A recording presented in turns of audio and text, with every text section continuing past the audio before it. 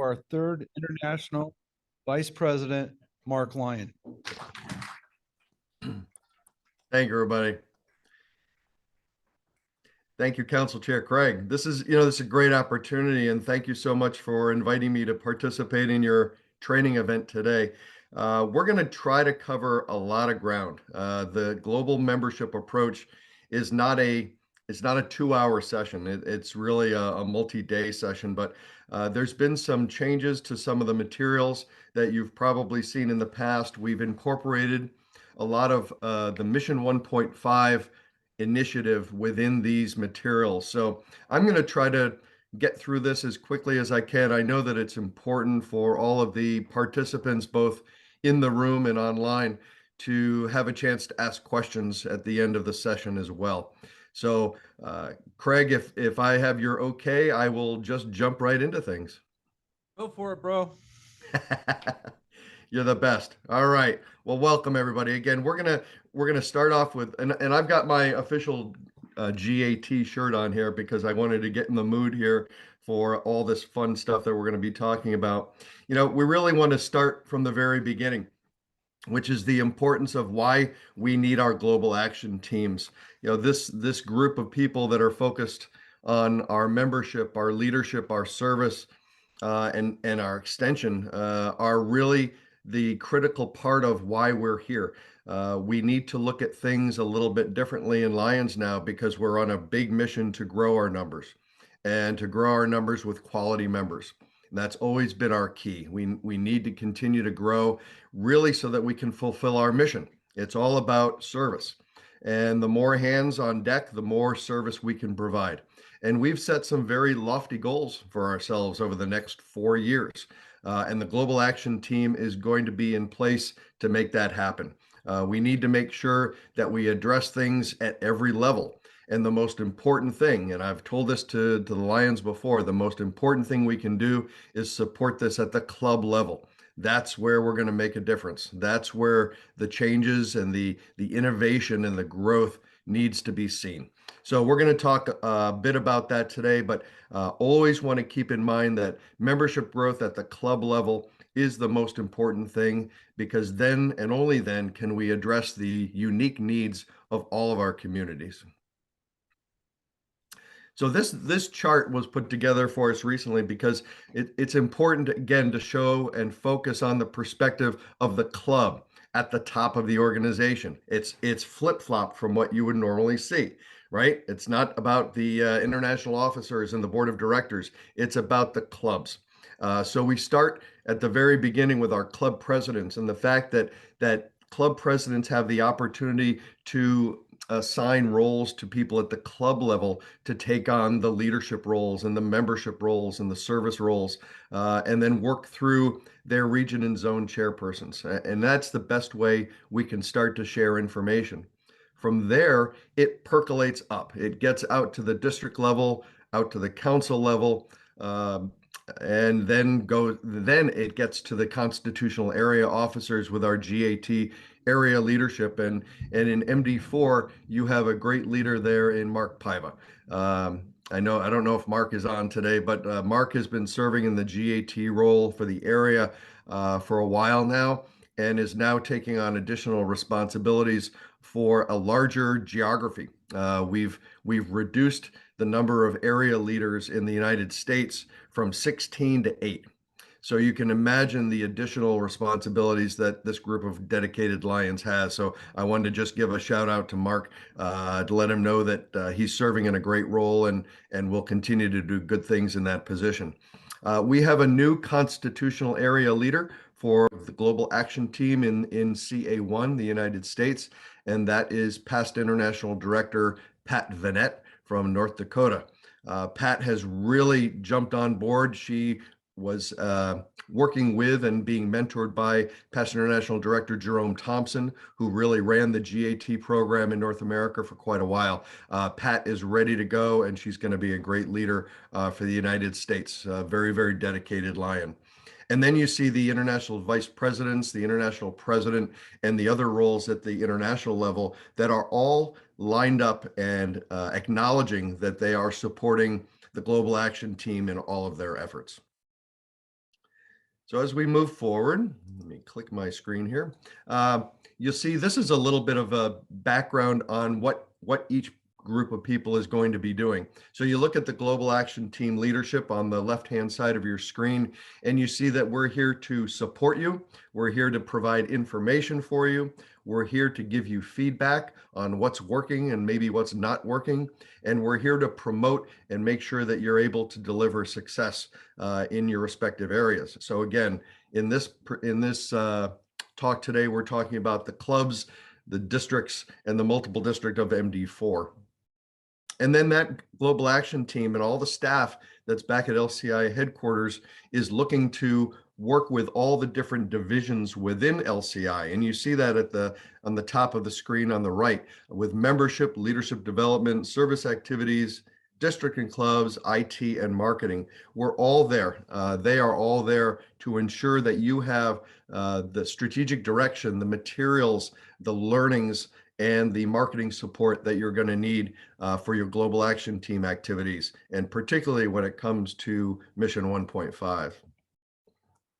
So we have some new priorities, and this is really critical because between now and July 1st of 2027, we have made a commitment to our association to grow our membership to a very solid 1.5 million members. You know, we have been literally stuck on this 1.4 number. And in fact, we've dropped a little bit below the 1.4 million members around the world at the end of the last Lions year. But we are on a mission, literally. And Lions don't fail in their missions. You know, we take on big tasks. We saw it during Campaign 100 that we took on a challenge to raise $300 million for our foundation, and we exceeded that goal. So when we talk about Mission 1.5 and growing our membership numbers to that number, we have every expectation that the world will respond. And North America, and in particular, CA1 here in the US, has the biggest role to play because, you know, quite honestly, we are being looked at around the world, and our numbers need to continue to improve. We had great progress last year, and a lot of that was due to the efforts that were being put forth by the global membership approach and our global action teams. So we need to hit these numbers, and we need to go beyond these numbers, quite honestly, to be successful. So the United States is going to be working extra hard, and I know the Lions in California will be working extra hard to start new clubs and recruit new members throughout this 4-year process. You know, before I go further, I think, you know, it's really, really important to make sure that we all talk about getting out of the gate fast. You know, that's always a big deal with these new initiatives. When you're doing fundraising, you always want to get out of the gate quickly and raise a lot of money right out front so that people can see how committed you are to that initiative. And it's going to be the same thing with Mission 1.5. We need new clubs started in the first half of this year. So between now and December 31st, we would love to see every district in the United States with at least one new club. That's a minimum. You know, that's really where we need to be. So we're going to talk a lot about using our global membership approach to give you the skills that you need to focus on rejuvenating your districts through new clubs, new active clubs, and remotivating existing clubs and re-energizing them with what we do as far as service and the fellowship that we provide in our organization. And it's going to be really important too from the district side, because we want to make sure that the districts understand, and not just through the leadership of each of these areas within the Global Action Team, how important they are to Mission 1.5. So you'll be seeing a lot of information circulated and available on the LCI website dealing with our global priorities and the Global Action Team. So let's talk a little bit about Mission 1.5. So again, this is a membership goal for the entire organization. You know, we plan to reach at least 1.5 million members around the world by July of 2027. Now, that seems far away, but we all know how quickly time goes. And we all know that we transition every year with new leaders. So we're focusing our efforts throughout the organization. It's not just a something that our district governors are focused on. It's something that our first and second VDGs and incoming officers that are coming up behind them need to be aware of and need to be focused on as our primary mission in Lions for the next few years. So again, we want to show positive net growth across all constitutional areas and across all districts, no later than the end of fiscal year 2026-2027. We want all districts to add new clubs, and we want all clubs to be inducting new members frequently during this entire objective. So again, we're going to incorporate new strategies to attract a more diverse membership, especially attracting more women and younger Lions to our association. We've talked about the importance of diversity, equity, and inclusion in Lionism. And, it's hard to think that an organization like ours that is in over 210 countries and geographic areas with nearly 1.4 million members is not diverse. But we're digging a little deeper now. We're going at the club level. And I think we all need to look at our clubs and the club's makeup to really answer the question of whether we're a diverse organization. So very, very important to make sure that we're looking to include, again, more women, more younger Lions, more people with all different interests and different ways of thinking. Diversity of thought is a very important part of this program too. So, and specialty clubs really answer the question about diversity too, because those are really focused groups. So I'm going to keep going here. So I think you get the point that all of us are all in on Mission 1.5, from the very, very much the club level all the way up to the executive officers. We need to make sure that this is a program that works for all of our Lions. And we've all taken that pledge. I've got my Mission 1.5 challenge accepted pin to make sure that I remind myself how important this is every day and that we speak about it all the time wherever we go.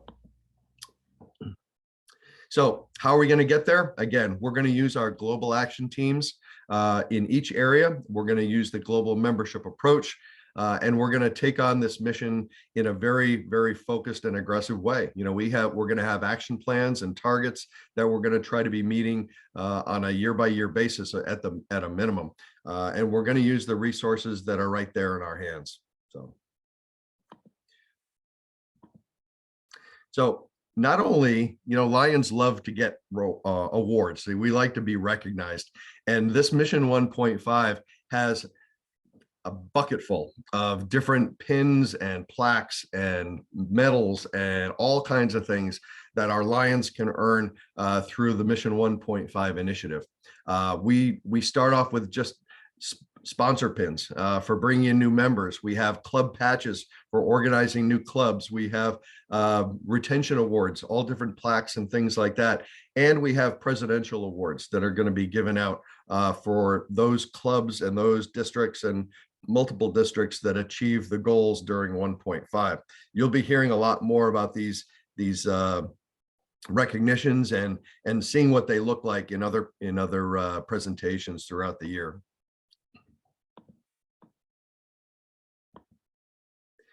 This is just an indication of our Fast Start Awards. These are very, very important because, again, we want to make sure that everybody's thinking about this right out of the gate. We're in a brand new Lions year. We're in the middle of August already, so we're a month and a half into our Lions year already. But we want to make sure that incoming presidents understand how they can achieve awards. And the Fast Start challenges are written out in front of you here. You see that the leadership medals are available for every 2 clubs formed and a presidential medal for every 3 clubs formed for in the first 3 months of each Lion year.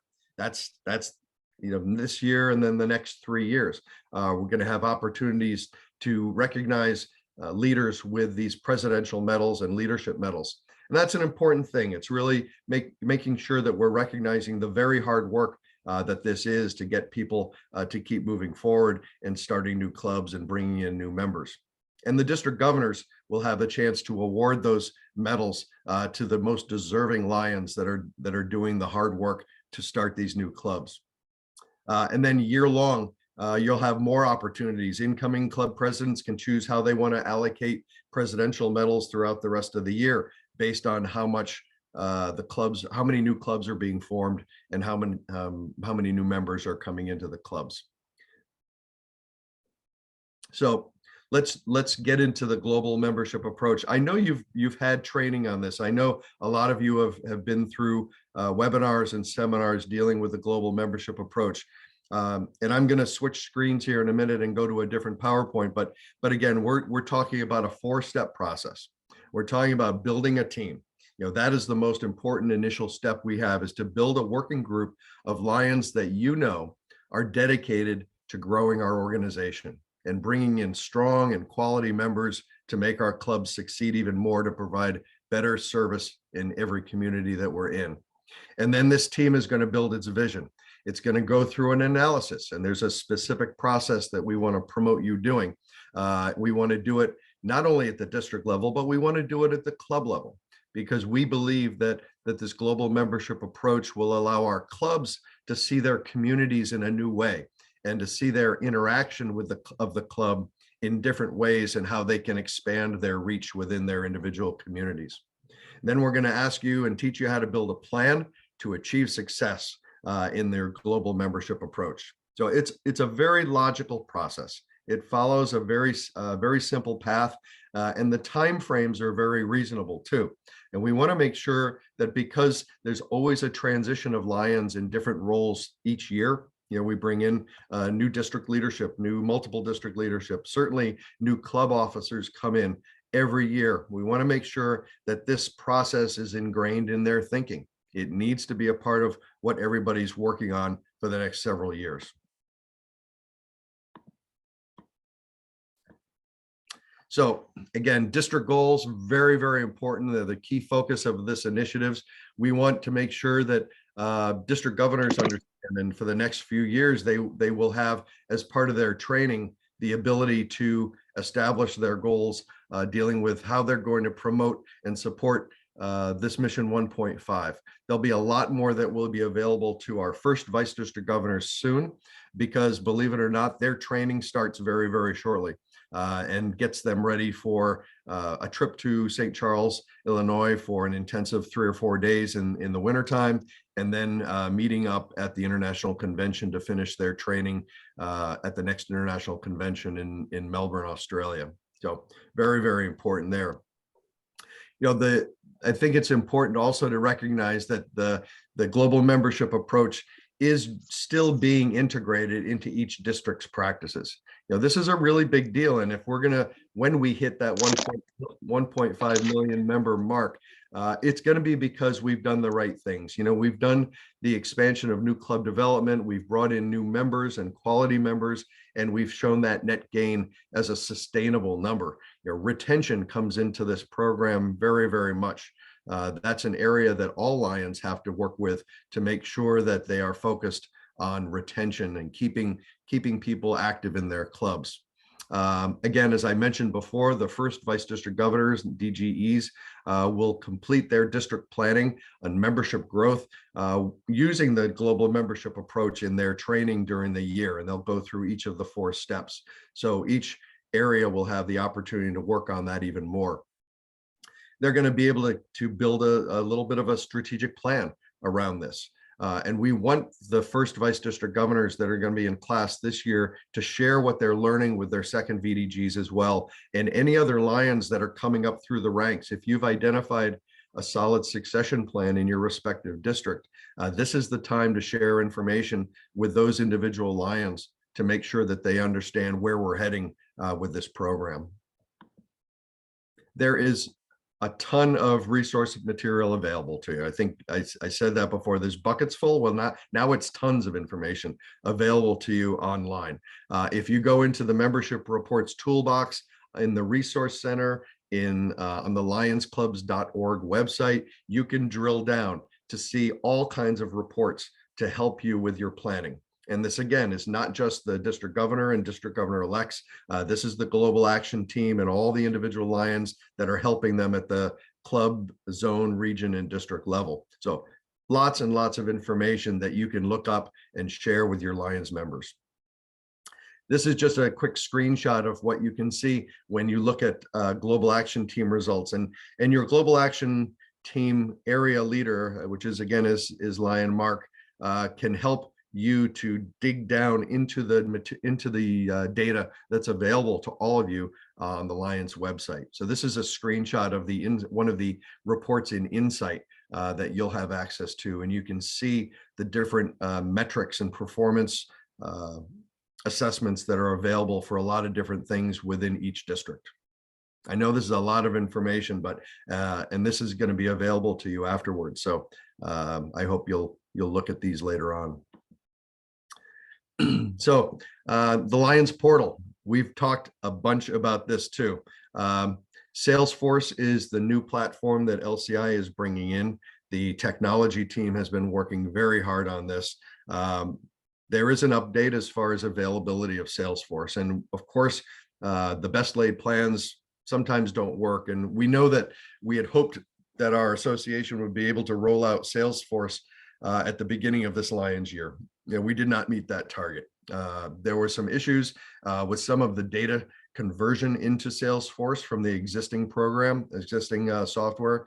So it's being pulled back again for a little bit longer. I can't give you an exact delivery date for when this information and Salesforce will be available for all Lions, but we ask for your patience because again, we don't want to roll out a new database that is not working properly.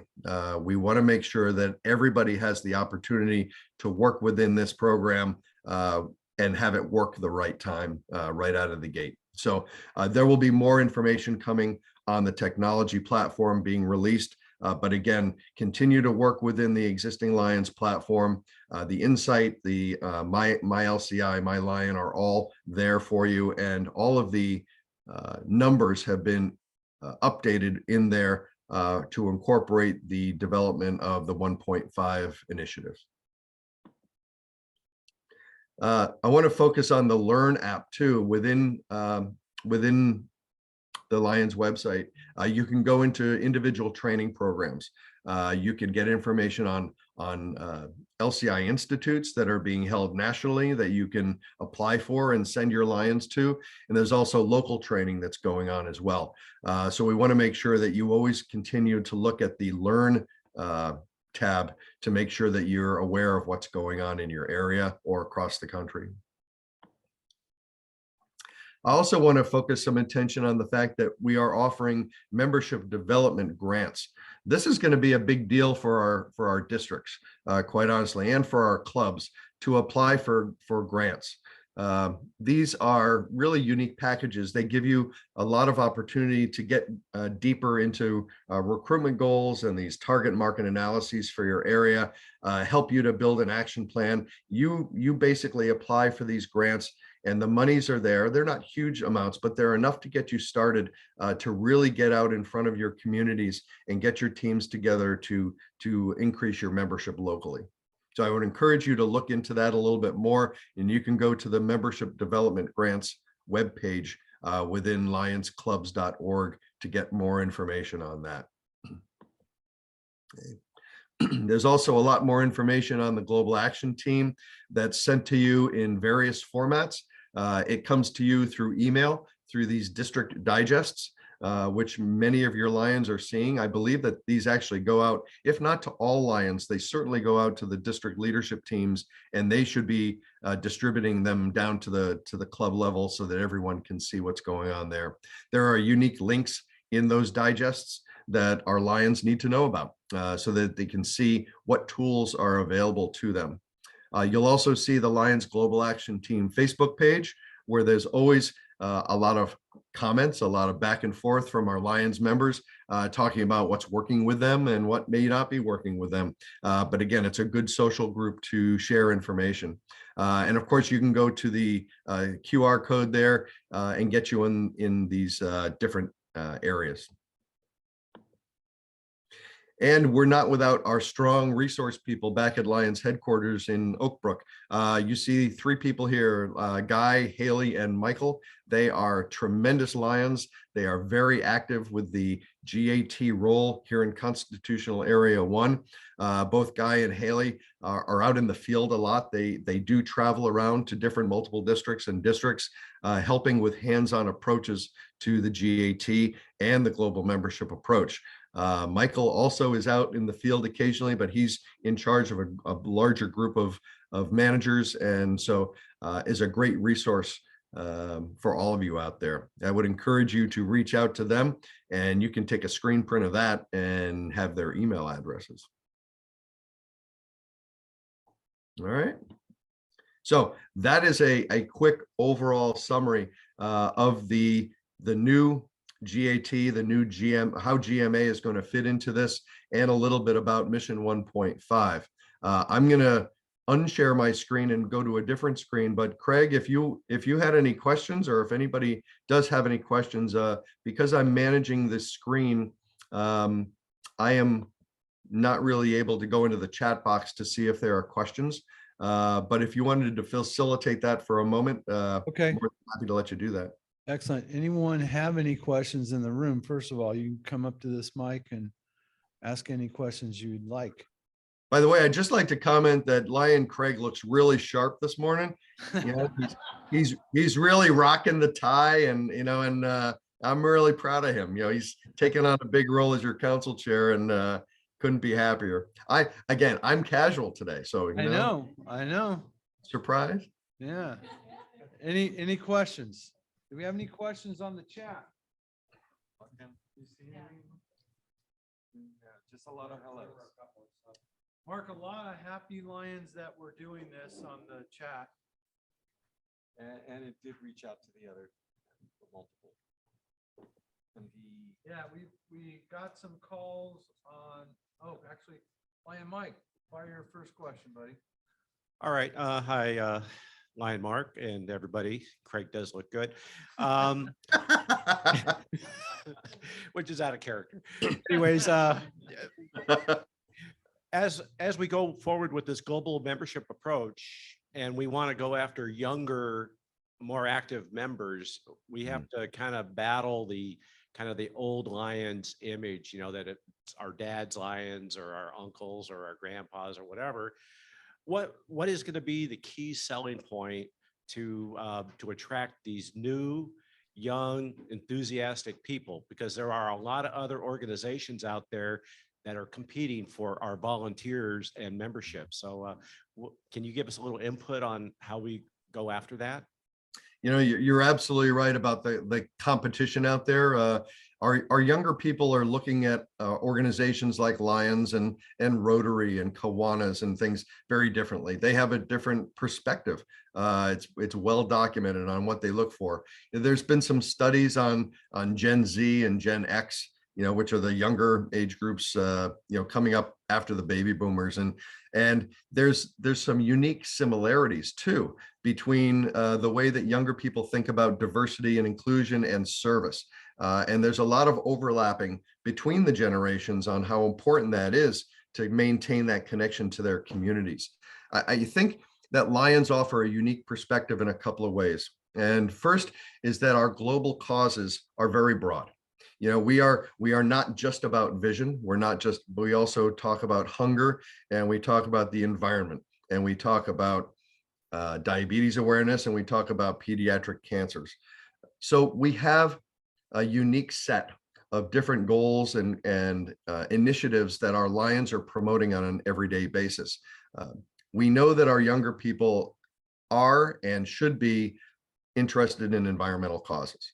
I think environmental causes is probably an area where we have our greatest potential impact for increasing membership. I think that as our clubs continue to look for new ways to grow, or if clubs are thinking about starting a branch club, or even helping to start another club in their area, which is not a bad thing, that's focused on one of our global causes, that can be their mission. A traditional club tries to cover all the different activities that go on within Lionism. But specialty clubs or branch clubs can really be focused on one aspect of it and really dig deeper into that and find new projects locally or globally that they can participate in a different way from the traditional club. So I think we have to continue to make our young people aware of the reach that we have. I mean, we're going to give them an opportunity not just to participate at the local level, but to have learning opportunities, to train themselves in management skills and leadership skills and all these great things that are part of our Lions organization. The ability to advance, to if they wish to move up in an organization, to take on more and more challenging roles and to lead districts and to lead multiple districts and maybe even become an international president someday. Our young people are very motivated in things that advance their careers, and we need to make sure that they have those opportunities. Great. I have a part B to that question, is that we want to attract new members, but we also want, how do we get the older members who are technology challenged to get on with the program? I have gone through some experience with trying to convert customer bases from a cash and carry to signing up online and the like. And that is like a major stumbling block at times to get people moving forward. They won't even sign up on the My LCI or set up their accounts, get on email distribution lists. They won't even read their emails. Is there a modus operandi that we're going to do with that to try to get everybody on board to where information gets out and it can come back? Because we can't meet in person all the time. It's just not feasible in today's day and age. And young people don't want to waste time traveling to a meeting, sitting in a meeting, and then traveling home from a meeting. They want to do a lot of stuff online and readily available. Time is money, basically. Yeah, you've covered a lot of real important issues that we need to address as Lions. That age range issue. We've got a lot of really amazing Lions that may not have that technology background, that don't want to be on Instagram. They don't want to get their meeting notices on TikTok. They don't want to look at those kind of things. But we have an obligation as clubs, and I want to do this at the club level, is that we have an opportunity to communicate with everybody in the ways that they need to be communicated with. We can't forget the Lions that got our clubs to where they are now. We can't forget those that have the 20, 30, 40, even more years of service to our association. And just because they're not technologically with it, with all the current activities that they have to be involved with, we can't cast them off on the side. We have to find new ways to continue to communicate with them the way they prefer to be communicated with, and to also make it available for the younger generations that are more inclined to want to communicate electronically, to get that quick fix and not sit through meetings. To your point, to not drive for a while to get to a meeting, but still want to participate in some way. The pandemic taught us a new way to approach this. A lot of us, got zoomed out from being involved in too many electronic meetings, too many virtual sessions, but it did work, and it allowed a lot of clubs to really get people out of the shadows in their clubs and to come up forward because they could communicate in new ways.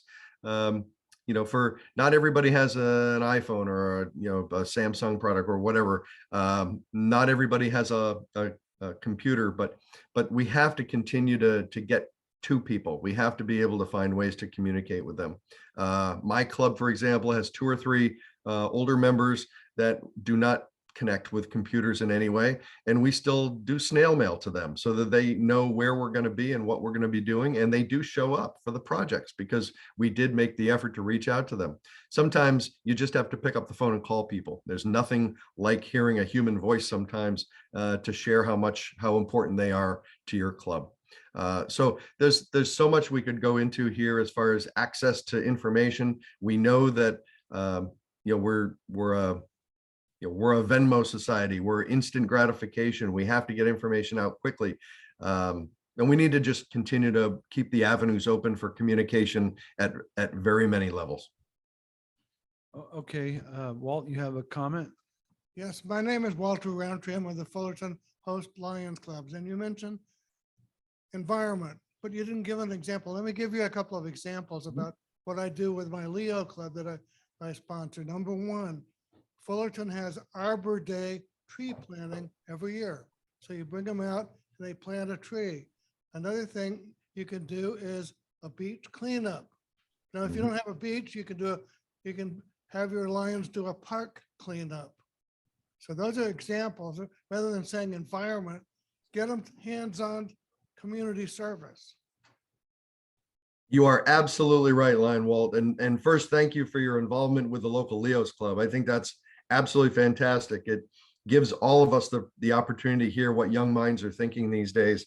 And the environment is very important to them. And if you're in the part of the world where you have beaches, and I do too here on the East Coast, cleanups, tree plantings are always going to be very, very important activities. That's something that Lions have been doing for years, planting millions and millions of trees in different places around the world. There have been mission trips that Lions have done, that all Lions can participate in, where they are dealing with agricultural improvement projects. I'm not sure how to word that, but ways to help farmers grow their crops better, more with using less reliance on natural resources and things like that. So I think our young people really know what they want to do with environmental issues, and we need to listen to them to make sure that we're paying attention. Mark, we got Dr. Yo, who's our second VDG in L6. She has a question. Dr. Yo, go ahead and unmute, please. So going back to what you guys said earlier about blending the traditional members with our newer members, one of the things I think I see a lot of in trying to engage the younger set is the first thing they see, because they are touchy-feely with the internet, is our websites, our web pages. And, the first question, how can I pay? Venmo, PayPal, whatever. So a lot of our websites in my district is one of the guilty ones. We need to bring our websites, which is the first thing that young people see, up to date. We need to add that ability for them to touch it and feel it and see color. And that's what they're used to, because they're all internet babies. And I think that's one topic that never gets addressed in any of our leadership things. I think we need to engage current leadership, current members. And I know it's time consuming, and I know it's you have to have the technological knowledge, but I think we need to make a movement if we want to engage the younger generation, is to embrace our websites, clean them up, bring them to 2023, and add some, automatic pay ability for the younger group. Yep. That's 2 cents. Thank you, Lion, Dr. Yo. A very important topic. Our websites have kind of been ignored over the years because we've gone more to a social media format. So if you wanted to hear what's going on in parts of the Lions world, there are literally dozens of Lions driven Facebook pages. So the Global Lions Forum, GAT has a Facebook presence. It's all over the place. Our foundation has a Facebook presence, and I think people tend to go there more, but people do still go to websites, and it's very, very important. We try to drive our members to our lionsclubs.org website because that's where all the resources are going to be found. That's where all the links are to materials and logos and things like that that are important to our Lions every day. So we have to keep those fresh. And we have to have donor buttons like LCIF does, and the ability for people to make donations very, very easily, very quickly. So yes, that is an important message, and something that I'll take back to the digital marketing team back at LCI, so that if they have FAQs that might be available for clubs to use and districts to use on how to improve the look and feel and accessibility to their websites, that's a great idea. And thank you so much for your comment. We have one more question from the floor, and then we'll be ready to go to the next set, Mark. Great. Hi, good morning. My name is Rani. I'm from the Fullerton Host Club. Piggybacking about the technology, I belong to 4 more different organizations. What we do is we bring the children and the grandchildren of the club members to teach the parents and the grandparents, and they love to come and see the grandkids, teach them what, and they are whiz. I tell you, like my son handles, remotely so many things, network administration for 100 lawyers, and sitting at home, he can just do something in New York and, correct your computer.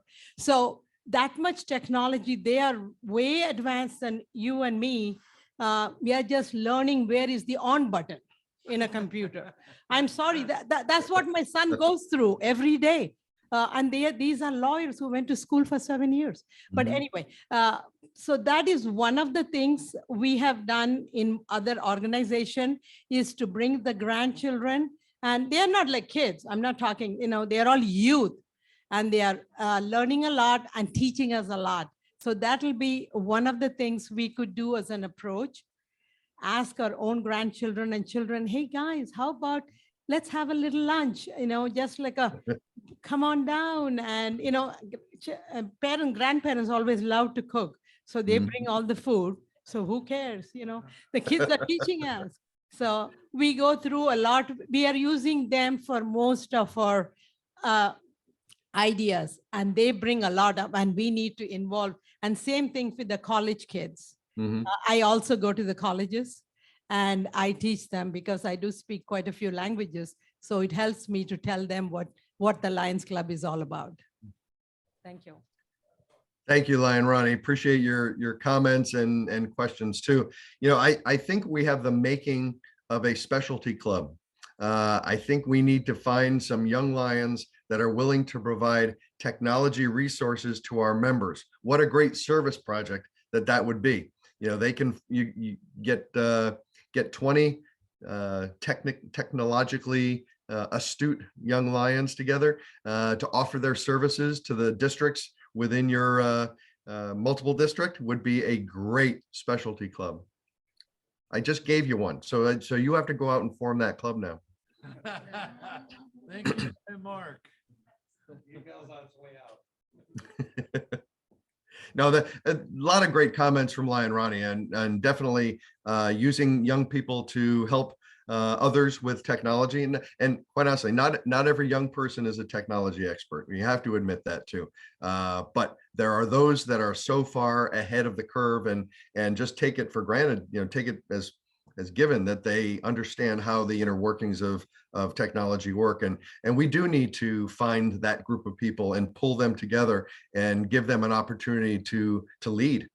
Because they'll make our association stronger. They'll make our clubs and our districts and our multiple districts stronger by giving them the skills and the tools that they need.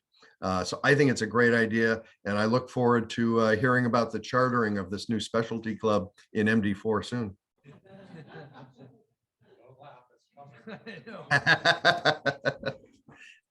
I got a million ideas for new clubs. I just got to have the time to get them all started. On paper and send it to everybody.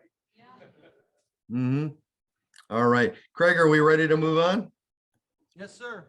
All right, so you see I've shifted gears. We're going to go through the GMA segments very quickly. I'm not going to focus on every page.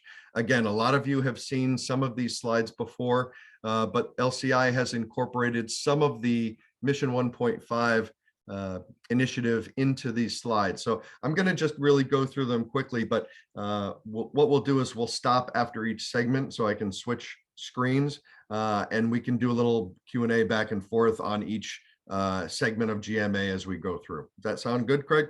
Yep, excellent. Thank you. All right. Okay, so first, I got to build a team. That's you guys. That's everybody in the room. We need to make sure that we talk about this and with our groups, and I just got to move my screen here so I can actually see this thing. There we go. So we need to make sure that we have the right people in the right places at the right time, and having these working groups is very, very important. So we're going to go through this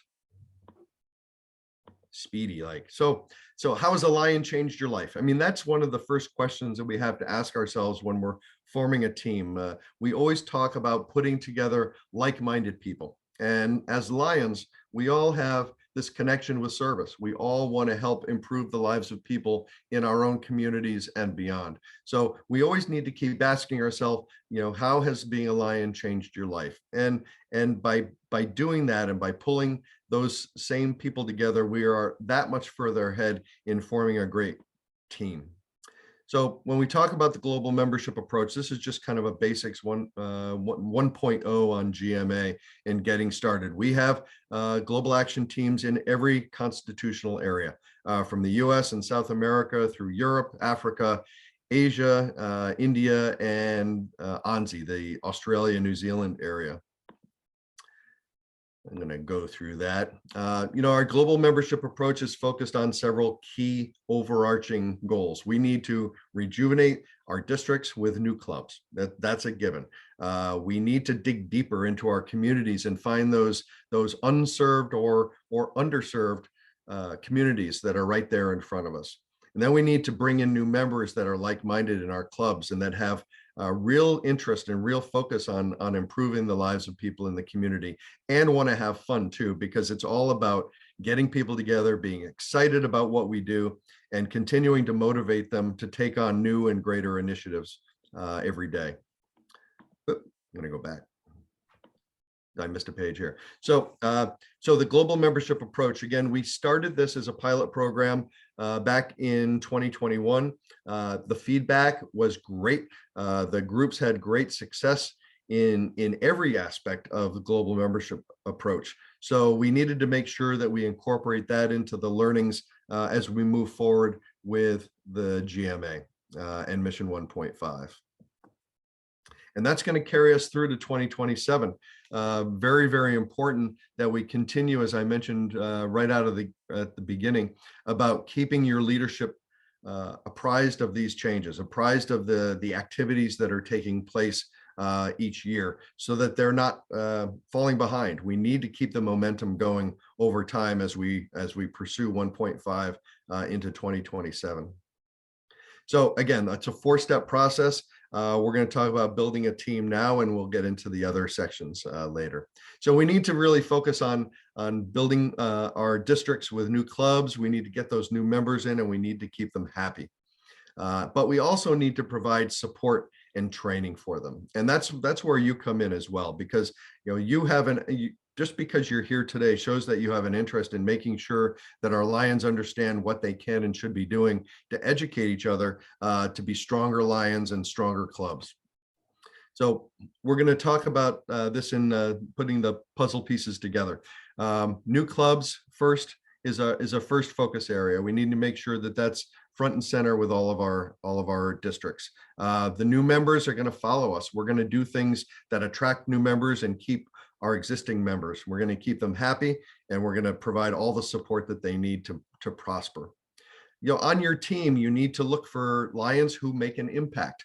And only you know that, right? Because you work with your leadership teams, you work with individual members in clubs. I remember when I was a district governor distinctly going on club visitations and looking all around the rooms and seeing people who were sometimes in the back row in the shadows who were paying attention the most, or who had the most interesting, the most intense questions about how we can do certain things. And I felt it was my duty as a district governor to lift up those names to the upcoming leadership, to make sure that they knew that there are people in the background in their clubs who may not be comfortable or may not have a leadership role in the club, but who have great ideas. Those are the people you need to focus on to get new ideas brought up to your district leadership team and your clubs so that you can take on new challenges.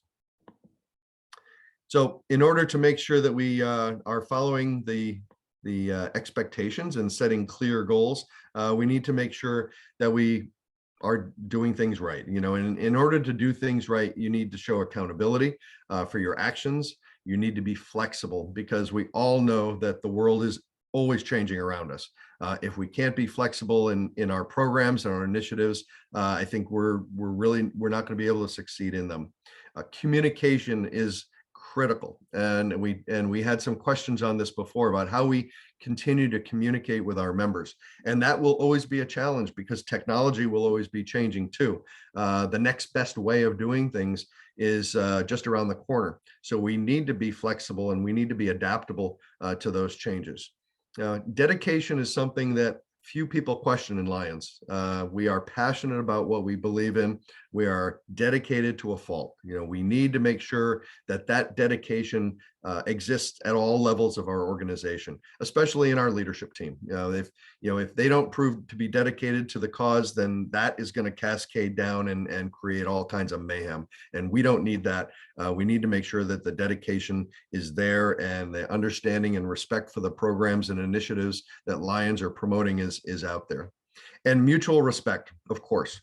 We had our Kindness Matters initiative a couple of years ago, and Doug Alexander brought us kindness from the heart. And then we moved into Brian Sheehan's Together We Can, right? And now we're changing the world with President Patty Hill. So it's all building up on that mutual respect for where we're heading. And where we're heading is a positive thing, not a negative thing. It's we're looking forward with great enthusiasm and anticipation in the years ahead to providing even more humanitarian service. So very, very clear expectations on what is expected of the teams that you're building to oversee the global management of global membership approach within your areas. So, this is just a slide that's, well, you can fill that in later on. I just went right by it. Helen Keller, one of my favorite people in the world, always seemed to know in the back of her mind with her quotes so many years ago, the things she said just matter so much to our Lions. Alone we can do so little, together we can do so much is just a real mantra for our Lions everywhere around the world. So as we prepare to build our vision session, the materials that I'm using today are really designed to help you put your teams together. They're more of a train the trainer type of an approach, because you're the leaders, you're the people who are going to get involved in these initiatives to take us to the next level. So, as you prepare, as your team is getting ready to put together its visioning sessions, you need to just do these basic things. You need to select convenient meeting dates and times. Are you going to do it virtually, or are you going to do it together in the same room, or are you going to do a hybrid approach? Those are the kind of things that you really need to focus on to get the maximum benefit from your members. You got to, happy members don't leave. And I think it was past President Doug Alexander that always said, happy Lions don't leave our association. So we need to make sure that we're getting the people together on these teams that really work well together, that show cohesive way of doing things, that are open to new ideas, that are open to challenging each other without being negative with each other. We have to have a real open process to developing these teams and building this vision. You do need to have a facilitator. That's really important. And that could be someone who has been through this process before, or some Lion that you really trust. And let me throw out something different here too. It doesn't need to be a Lion. Some of our best trainers are people that we know that are involved with academic institutions, that are involved in other organizations that have led these types of sessions before, these team planning sessions. So don't think that it has to be a Lion, but it has to be somebody that can keep you focused, can keep your team moving forward with the ideas that you're presenting openly, and really keep things driving forward and keep the momentum going. So consider that as an option as well. And then just go forward and schedule your meetings. In order to get ready for your vision building, we encourage all of our Lions to go to the Lions Learning Center to look at these several courses that are available for you. It'll give your Lions a great introduction so that they can come into the vision building segment ready to go. There's also lots of information in the District Strategic Planning Workbook, which is available online. All right, so that's the quick synopsis on building a team. So I'm going to stop sharing there and see if there are any questions on team building out there.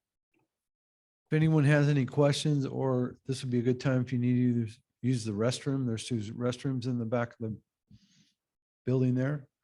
And there's waters and donuts and all kinds of, You got donuts? yes, we got donuts. Wow. Any You know- questions, guys?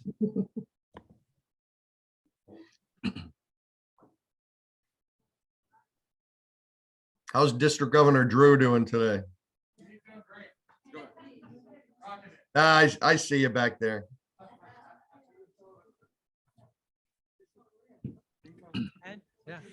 Hi, Hi. Mark. This is Linda Duran, I know 404 Garden Grove Club. I know.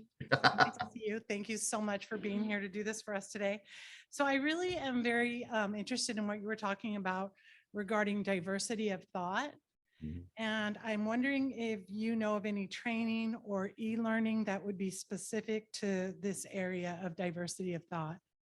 Oh, thank you, Linda. It's really important. I can put together a list for you. I don't have it handy right now. But I think that there are a lot of thought leaders out there who can really get teams focused on the importance of, well, let's use an acronym, DEIB, diversity, equity, inclusion, and belonging.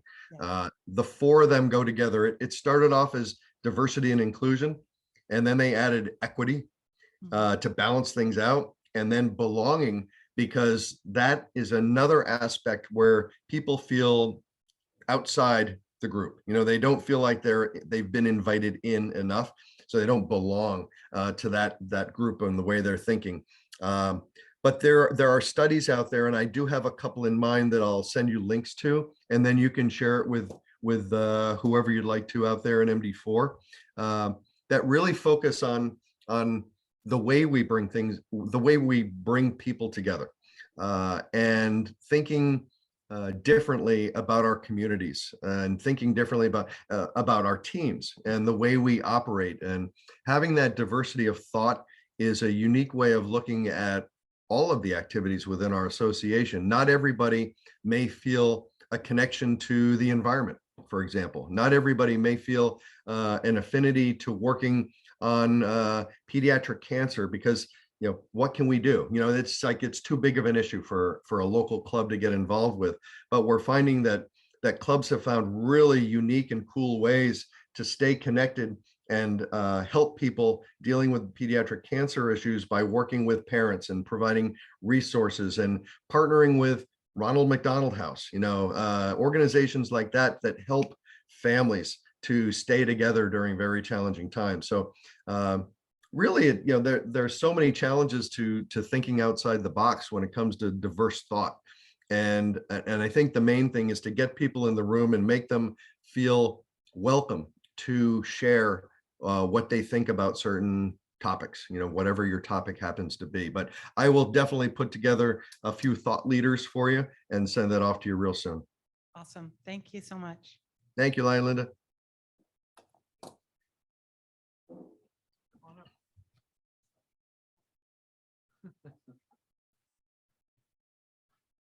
Is that Lion Ronnie again? Yes, sir. Hi, Lion Ronnie. Just like the governor used to say. Sir, my question is, when you said, I'm piggybacking with the diversity, I was thinking with the new club, can we have a women's club, or has to be with a combination of men and women's club for a new one? Because when it comes to diversity, there are a lot of women's club, we do a lot. Yeah. So is it is it okay according to the protocol? We can have like diversity women's club. Is it Mhm. okay? You know, yes. I mean, I don't know that's what I'm saying. I'm Yeah. still new to the line, so. I mean, you know, Lions is by invitation, right? We still say that is the case, and it is. You should be invited to join a Lions Club.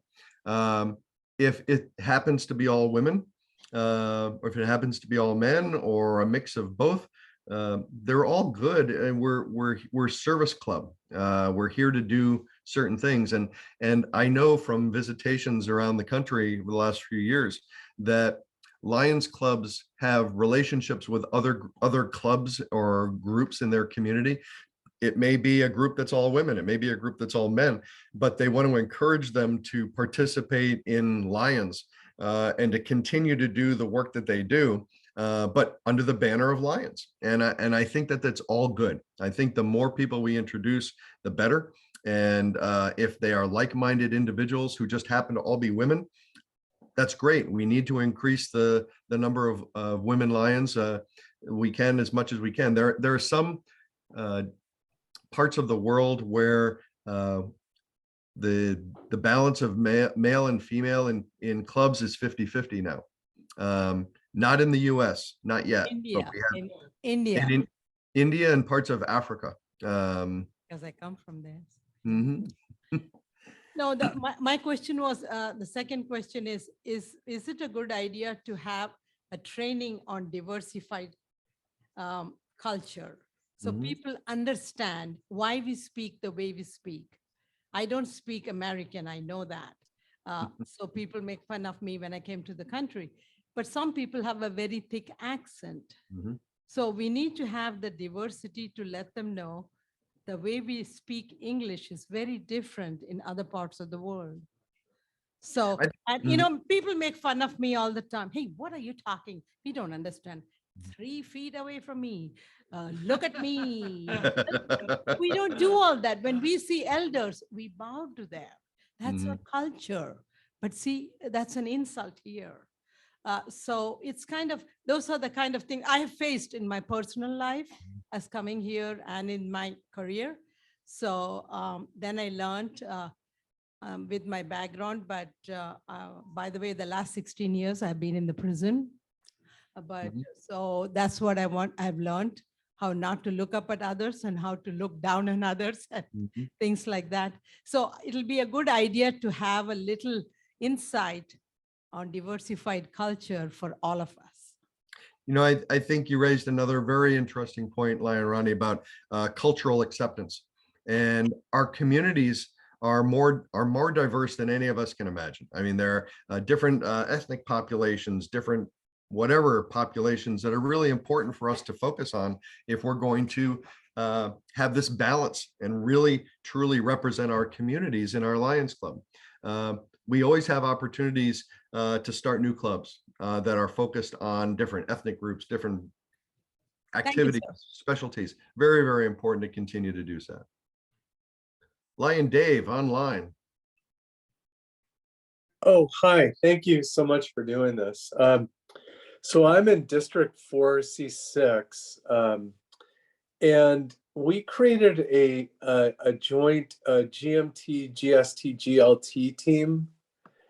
And we did our first meeting about on the 4th, and we came out with an objective to link service events to Lions membership and recruit the broader community that would like to volunteer.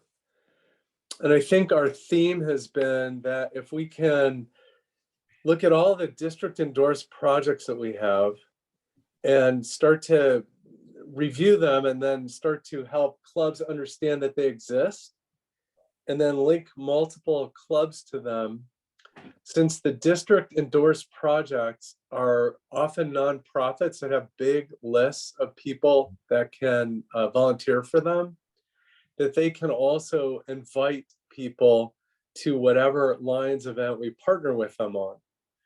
And so that's kind of the gist of it. And I'm happy to share this with any club or district that would like. Thank you, Lion Dave. And, you know, very,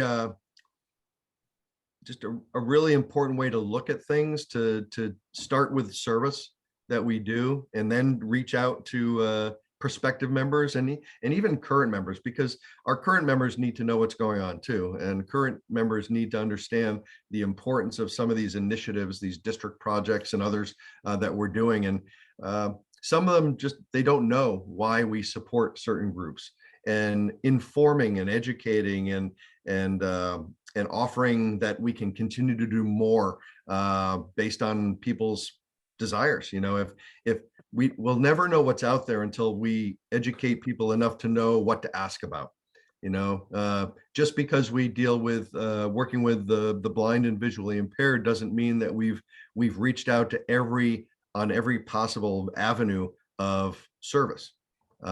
We may provide a low vision center, but we don't have a driving service to get people to appointments when they need to be there. You know, so you're just extending that, and I think that dialogue is great. The other thing that we're focused on is how we can build our own IT capability with something like Constant Contact. Yeah. Because every service event should be a recruiting event.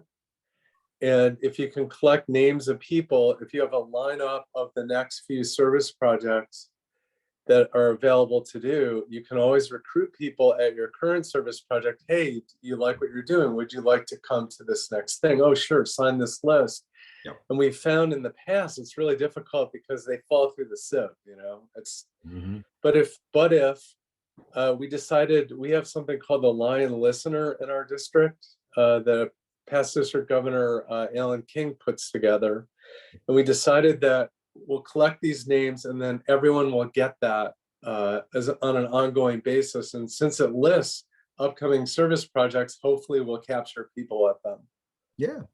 Yeah, all good. You know, the continuing to use things like Constant Contact and Survey Monkey and, you know, all these different easy things to get out in front of people as long as they have email, you know, are really critical going forward. So keep looking for those new ways, new unique ways that maximizes the amount of contacts you can make. Thank you. Thank you, Diane Dave. Good morning, Lion Mark, John Schroeder, Seal Beach Lions Club, the largest club in North America. All right, you don't need to tell me that. You don't need to tell me that every time, John. Come on. I know, Mark, but I'm reminding you, we're back at 400. Hey, listen, I want to dovetail on the last speaker because I did a leadership training some years ago about how service creates membership. And in your build a vision, I didn't see anything about service. It wasn't there. You have to build a vision of service. And then the people are going to want to join your club. That's why Seal Beach is successful, is because they built that as part of the visions. So I respectfully think that you ought to rethink your building and put service in there right at the top. And then the next part of that is marketing. My goodness, we don't want to be the candle that's hidden under a wicker basket. It doesn't give much light. Instead, we want to advertise the fact. Another Seal Beach, another Pomona host, another Fullerton project by putting up signs. We give away glasses at every single sidewalk sale. And why do we do that? Because people come up and say, oh, I could use a pair of readers. And by the way, here's a brochure about our club. We have to do better with marketing, and that should be part of your build a vision as well. God bless you, Mark. Good to see you. Good to see you, Lion John. And I'm glad you took that public speaking course because you sound really good today. Yeah.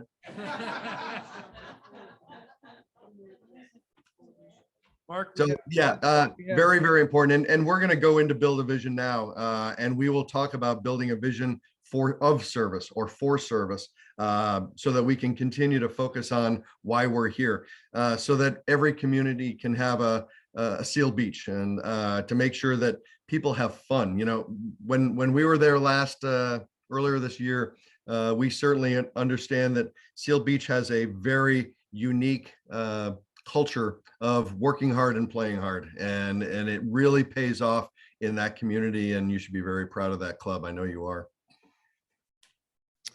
We have All a right. question from Ling Chow. I can't raise my hand in Zoom. Question: how do others do to engage new members? Any special committee or meetings for new members? Yeah, I mean, others may have the ability, you know, you can talk about this on your own, but certainly club orientation sessions, club open houses, a lot of clubs around the country, around the world will do meet and greets with local Lions leaders. as a way to introduce them to what we do and what the local clubs do. If you do that on the zone level and bring 4, 5, 6 clubs together with their leadership and have a more broad regional approach to who we are and what we do, and let the prospective new members decide where they fit best. If there's an activity that one club does that others don't do, they might want to just automatically go to that club. Or if it's a toss up, they may just want to be at the one that's closest to where they reside. So there are lots of unique ways that people recruit in the community. But I think that it's kind of an old fashioned approach of just having an open house, a pizza night, or just meet us at the public library, meet us out on the beach. This is where we are. This is where we hang out and really share that vision of your club and what it wants to be with new membership in that way. Mark, last year we started in our district following Seal Beach. They do a new member orientation once a month. Mhm. But I'd like our Governor Drew Sasser to come up to the mic and tell us about what we're going to do this year with new member orientation. Well, this is Mark's show, but I can come up and talk a little bit about it. Should I face this way or that way? Doesn't matter. We are going to focus this year. I think it's by the quarter. We haven't really come up with an exact time now, but we're going to do a quarterly district orientation so that all new clubs, all new members, and even old members can come and actually get orientated on where we're going, what our vision is, what's going to happen in our district, and how they can become a better Lion. So I think that's going to be really important. Seal Beach does a fabulous job of doing orientations every month or so, maybe a little bit even more often than that. But I don't think the rest of our district does that. Most of our clubs don't do that. So we're going to do that as a district this year. I think that will help many of our smaller clubs to grow. So thank you. Fantastic, and a really inclusive way of bringing Lions to those new members. And it shouldn't just be for new members. It should be for those who need a little bit of a refresher course too, because again, things are constantly changing. Certainly the initiatives in Lions are always being tweaked, and it's good to get that most current information out to people so that they can then take their new enthusiasm back out and recruit new members. Thank you, Governor Drew. All right. We're ready, Mark. Okay, so let's build a vision.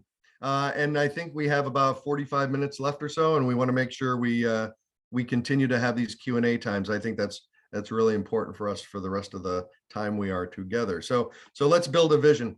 Again, we're going to talk about building a district vision and build the team that's been put together to help people to increase their membership numbers and hit these Mission 1.5 targets. So again, this is just we're at Build a Vision. So what are the expectations on building your vision? What do your Lions and the officers expect from the district governor team? Do they have expectations? Are they going into this thing with a completely open mind as far as what's being asked of them? What do they expect from the zone chairs, and what do we expect of our clubs? This is part of the visioning process, trying to determine what our baseline is for where we're headed and what we're trying to accomplish. And in this world of Mission 1.5, it's all about growing our membership through service and having more service through our membership. So I think that is really the baseline we need to focus on. We want to make sure that 5 years from now, if somebody were to ask you, what has happened, what changes have been made for the better, you want to make sure that they had the opportunity to change with the times and that they were successful in sharing those positive changes across the district, because you need to make sure that something has staying power. It has legs. You need to develop your vision of the next few years, whether it be 3 to 5 years minimum, that it's being looked at and respected as a positive change for your district. Henry Ford quote: "If you always do what you've always done, you'll always get what you always got." I think we've all heard that one multiple times, but we do get stuck in that rut of doing things the same way all the time. And the visioning process is really intended to get you to think in new ways and encourages open thinking about this. So this is a table on what we really want to do. This is again a starting point. Why do we need more members? You know, and you can fill in these charts and share them with your Lions that are part of this visioning team. You know, this is how many members we have. This is how many we have now and last year. What's our retention rate? That's a really important number to have. The number of clubs that are reporting service and how many people have we served. Really critical questions to be answered by this visioning team. And then are we happy where we are? I think chances are nobody's going to be completely happy with where things stand, and we know we can do better. So this is where you start to have that dialogue about what you need to do to accomplish these goals. You know, recognizing the truth about ourselves is the starting point of all change. A very nice quote about the importance of really understanding that we're all in this together, and we have to start somewhere. So let's start now. So mission 1.5 targets, we're going to look at these four blocks, you know, leadership support, member satisfaction, new members, and new clubs, and being accountable all the way across the board in each of these focus areas. So we need to ask these questions. Again, these are the questions that are going to come up in the focus groups, and your facilitator can use these questions as starting points to get people really thinking about the importance of why we're here, why we're focused on new membership growth. So why are new clubs important and valuable? Where can we start the new clubs? What specialty clubs would be most successful in your particular area? And then what kind of resources do you need to make that happen? And then you start to look at these things and start to put numbers together and really making the hard decisions about where you think you can grow and what kind of percentage growth do you think you'll see, or the number of new clubs that you really believe that you can form throughout the year. So very, very important to get these questions answered. Really be honest about this stuff. And this is not something to be glossed over. And every district is going to look at this very differently, just like each club would look at this very differently. And one of the questions one of the questions you see here is, where can we start a new club? In my multiple district here in Connecticut, we have 3 districts. About 4,500 Lions, pretty equally divided among each of the 3 districts, about 1,500 Lions in each district, and between 48 and 54 clubs in each district. Our state only has 169 towns, and we have over 150 clubs in our state. So when we talk about new club formation and where can we start them, we've got about every town covered. That's not the problem. The problem is that we're not reaching into our communities deeply enough, or the larger metropolitan areas, the cities, the urban areas are not representative of their population in Lions. So those are the kind of questions you're going to drill down even deeper with. So focus area 2 is about revitalizing our clubs with new members. Why does anybody want to join your club? What do you do? Are you out in the public? Not, and we'll throw Seal Beach out there. They advertise, they communicate, they have projects going on all the time. In most cases, overlapping because they have so many activities going on at one time. That's not that's not typical. We know that that's a unique club that has unique projects and activities, but we need to find out why people want to join our clubs. And to go back to the point that was made earlier by one of the questions is young people. What are they looking for in a club? We know that the club by definition is not something that younger people typically want to join. So you have to get them to come in because of a cause. There has to be a real tangible reason for them to want to join, because they want to do service in a certain area that your club is doing things in. So what kind of membership growth events do you have? Do you have district rallies, district membership rallies? Those take place all over the world, where they have a single day or a day every quarter of the year where they have a membership rally, and they get as many people as they can from every club to come and talk things up and get the motivation going. And of course, training is a big part of revitalizing our clubs as well. So you see in the target number 2 and below, again, another blank to fill in. How many additional new members can we get, or will we get, in our existing clubs? Focus area 3 is about motivation and fellowship and having fun. So how do you know that your Lions are engaged? if you're like most clubs, if you get half or a third to a half at your meetings, you're doing pretty well. That's an issue for most of our clubs is having that engaging meeting or that engaging activity that pulls every member together. And we know that not everybody will come out, but we want to increase the participation rates in all of our activities at the club and district level. Maybe we need to rethink some of the service projects that we're doing. Maybe they're not focused enough on bringing in a broader group of Lions and prospective members to add to that club. And we have membership targets to add for this one as well. And finally, we want to support our district and club leaders, and we do that through better training, better resources, better opportunities. I mentioned membership grants before as an opportunity to get a little money into the district coffers to promote bigger programs, do more advertising. Paid advertising sometimes helps. Facebook ad, you can extend the reach that you have on certain social media by paying a small amount of money. And so the district membership grants can be used in a variety of ways. You just need to get those resources and apply for those grants as well. So those are the 4 focus areas, and how Mission 1.5 is going to be critical as a driver for that. I can't change the direction of the wind, but I can adjust my sails to always reach my destination. Jimmy Dean, he's the sausage guy, I think. He's good at speaking too. So here we get into something I know which is the dreaded SWOT analysis. But it works, people, and you know that. It gives our teams the chance to really talk through our strengths, weaknesses, opportunities, and threats.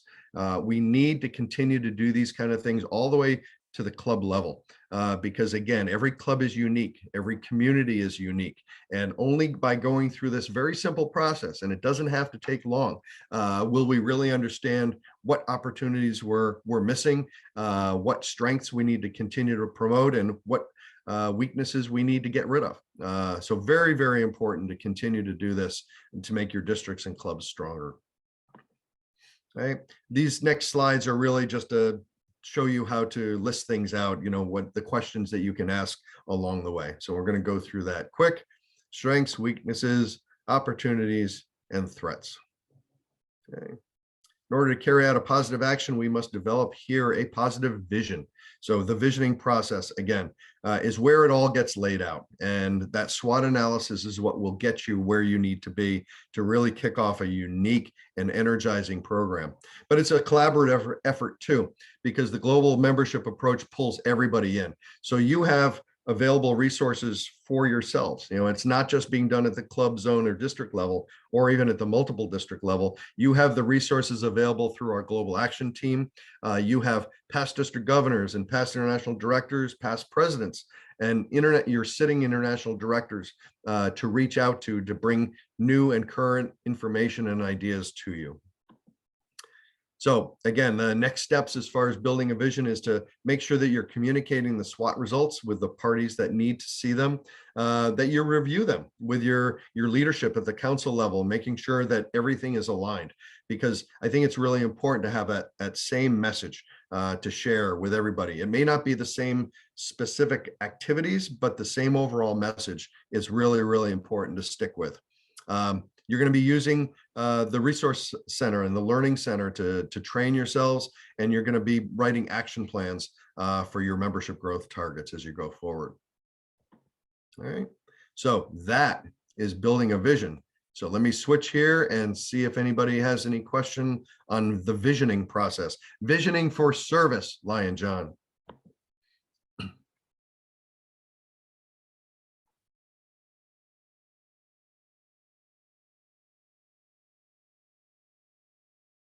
I just have a statement really, and that is that we tend, as a vision, we tend to think small in our communities when we need to think outside of our communities. We're a worldwide organization, and there's so much we can do that when we think vision, we should be thinking is how big can we go? How many people can we serve? How much can we do right here in our district to expand that growth and expand that service? So think out of the box, think outside the box. That's so, so important. Don't think about little stuff, think about big stuff. How can we grow? Couldn't agree with you more.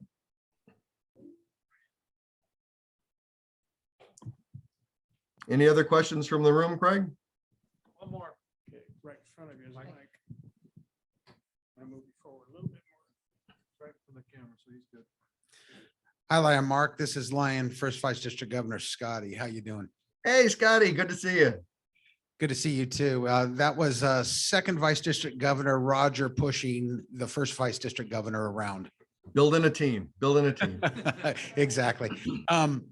First off, I just want to give kudos to LCI over the last 4 years. When I started as secretary, the website was not super accessible, Mhm. but today, just prior to getting Salesforce on board, I gotta say, LCI has done a wonderful job in making the website more accessible. So, you know, they're rocking the moniker Knights of the Blind. So I'm Awesome. happy to report that. And I look forward as a beta tester on the Salesforce platform to see insights accessible for all those visually impaired district governors.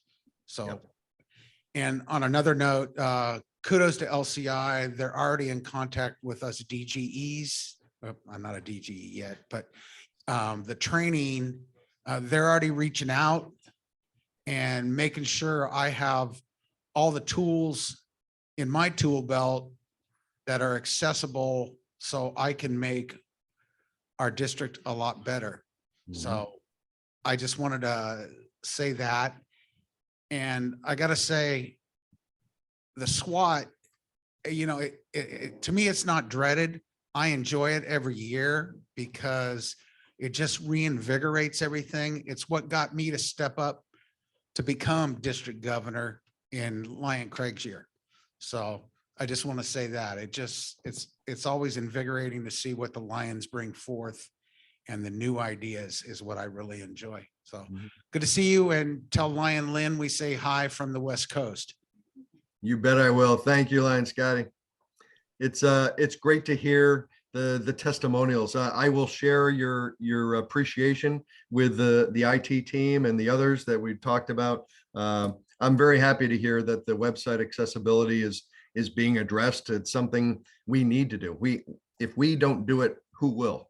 You know, quite honestly, we need to be at the cutting edge of that so that all people can access the information that's available to all Lions. So thank you for that, for your remarks. And I do hate to tell you, but you are a DGE.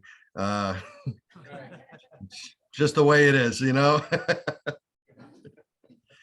We're not pushing too fast, you know. Drew's got a lot of work to do, but you are officially a DGE.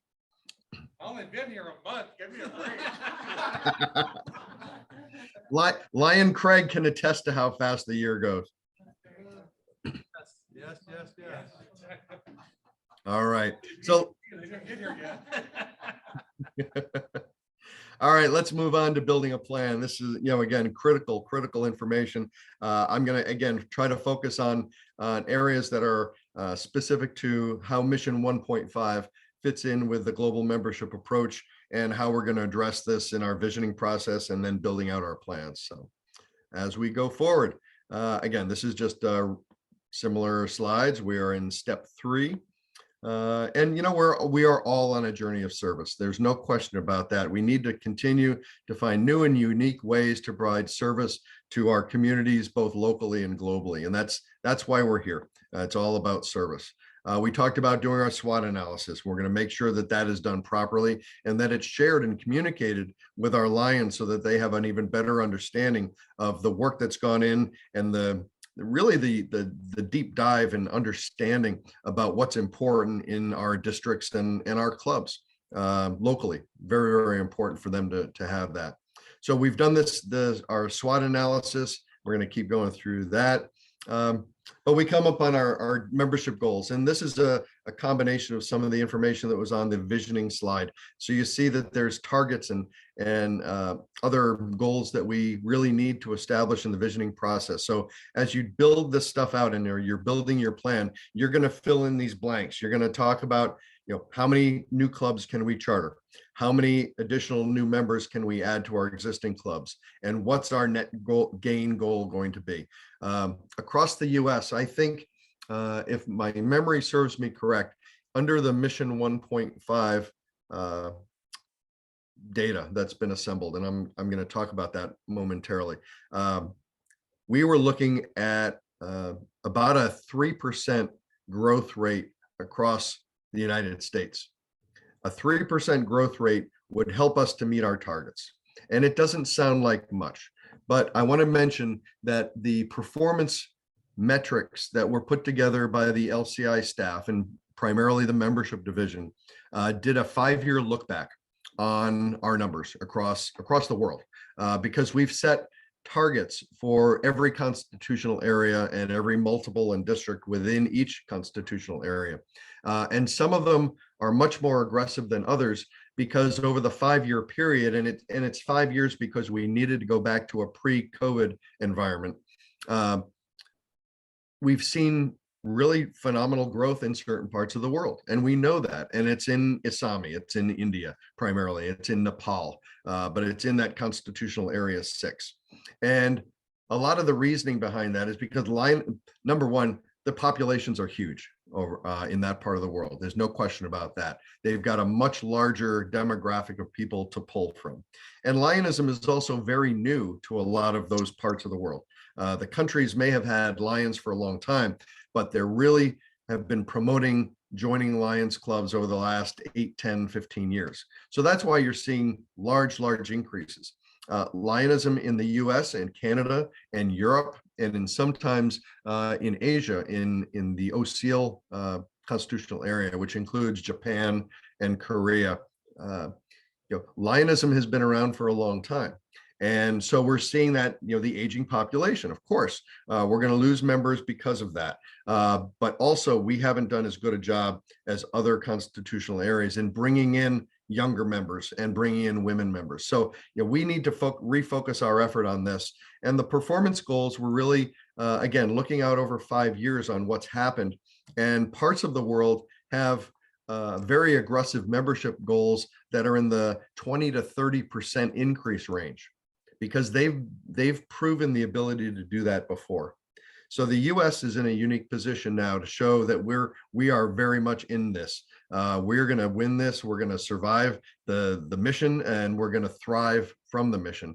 We're going to grow new clubs and bring in new members across the board, and we're going to do it in every district around the United States. And I know that you hear that message clearly, and I know that you're going to work very hard to make that happen. So that's just a little background on these percentage gains that we're seeing. When we look at the number in the US, we were very, very close to break even last year without the big rollout of the global membership approach. But now that we're doing it on an international basis, we know that we're going to have great results. So these numbers and these percentages that are going to fill into your goals are very, very important.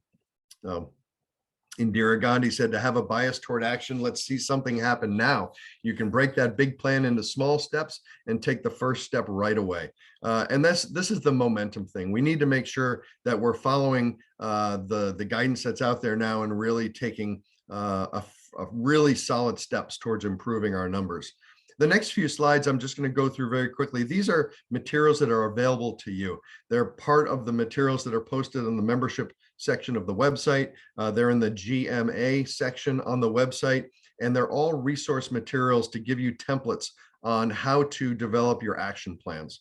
So you'll see these in various forms. You can modify these. You can use them as best that works for you.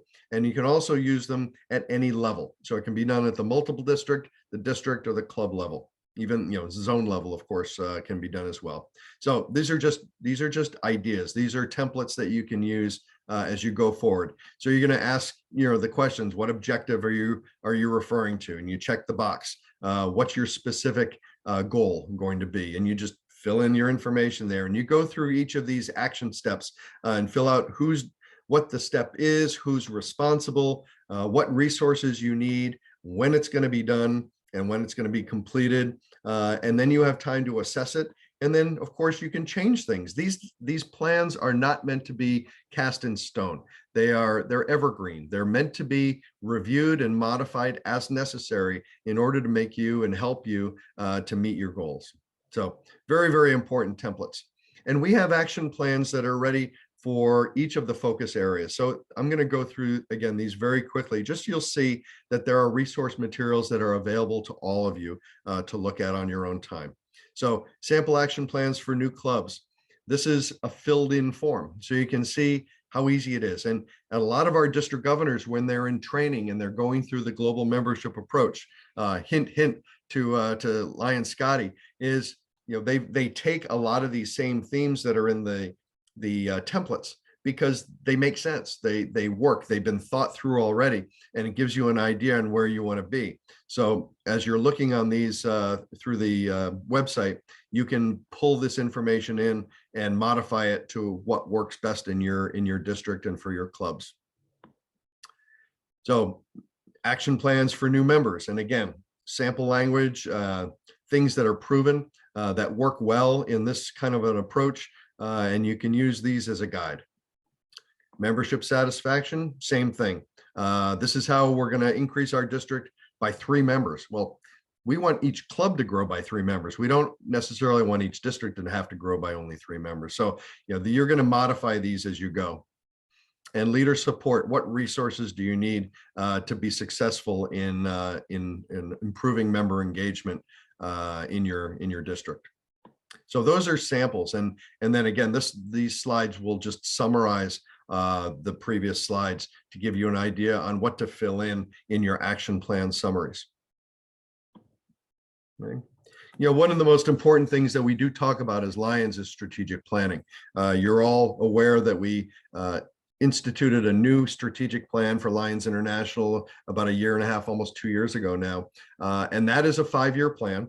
We will start building a new strategic plan in the 2025 year. So it's just a couple of years away when we start thinking even further out for where our association is heading. And Mission 1.5 is critical to our strategic plan, absolutely critical.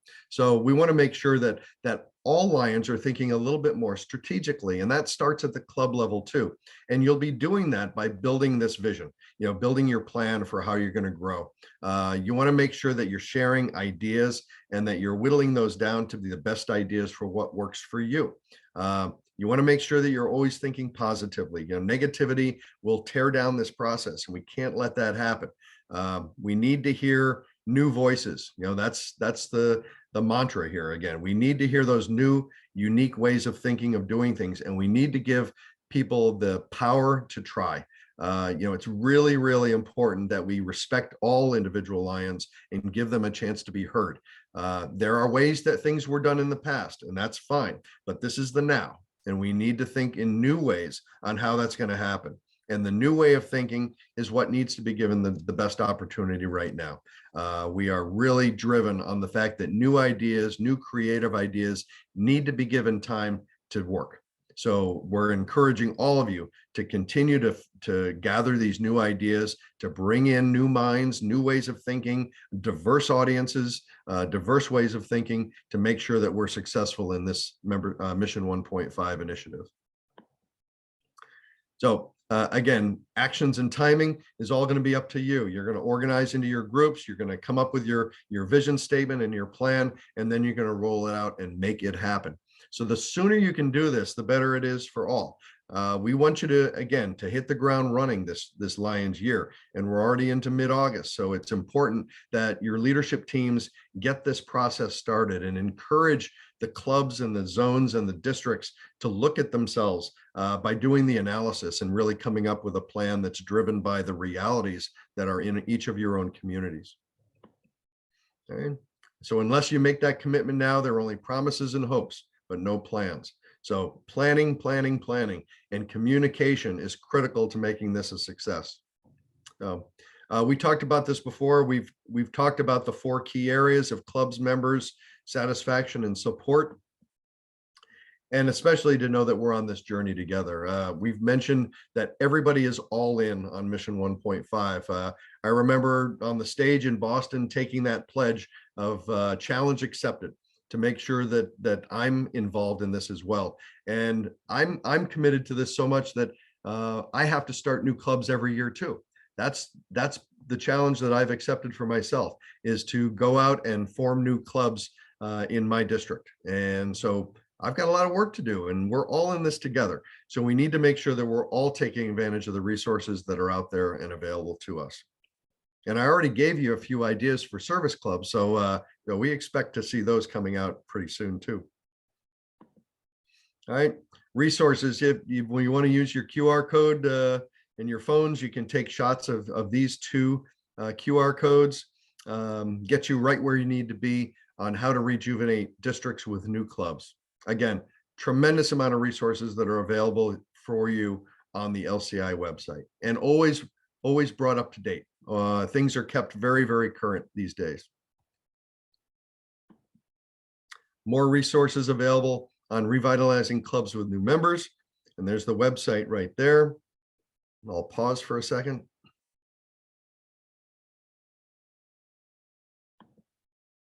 On motivating members with fellowship and service. Again, so many links, so many opportunities to learn all throughout the website. So want to make sure that you continue to keep that website on your taskbar, on your laptop, and your computers, to make sure that it's something that you visit very, very frequently. All right, marketing materials on all of our focus areas, all our global causes, and information on funding sources. So membership grants, marketing grants, all these programs that are available to you in your district and multiple district for doing your work, for making your initiatives a success. All right, we've gone through that. We've got our plan. We're ready to roll it out. We're ready to succeed.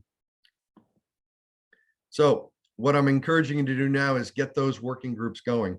Get your global membership approach kicked off in all of your districts across MD4. Very, very important that your district and multiple district leaders, your coordinators, work with your area leader, Mark Paiva, to ensure that you have access to the most current information, which is what I've been sharing with you today.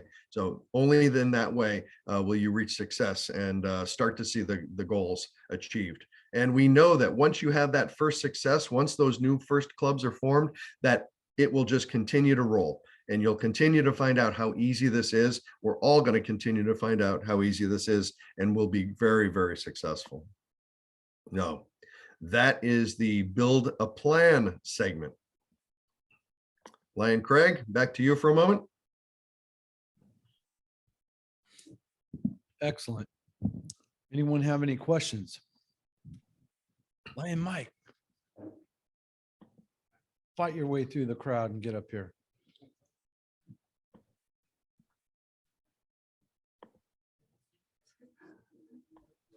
Hello, Lion Mark again, and everybody else. Lion Mike Zozaya from the Laguna Niguel Lions Club.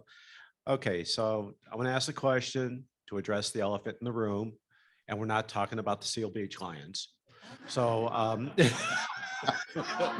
touche, Lion Mike. You're on shaky ground, bro. I am. All right. So, yeah, a lot of talk about new clubs, new members, and all that kind of thing. But there, the highway is littered of Lions Club signs from cities that no longer exist. And we have a lot of clubs that are in trouble because there's only 8, 10, 15 members, and they seem to not be functional, but they are part of our greater Lion family. How do we address the issue of getting them re-engaged or rebuilt up? I mean, they may be stumbling blocks for growth, but there is a lot of experience that are in these clubs. And then how do we get them involved, or how do we get members to say these new clubs that could be more energetic and move forward on this game plan to grow our membership?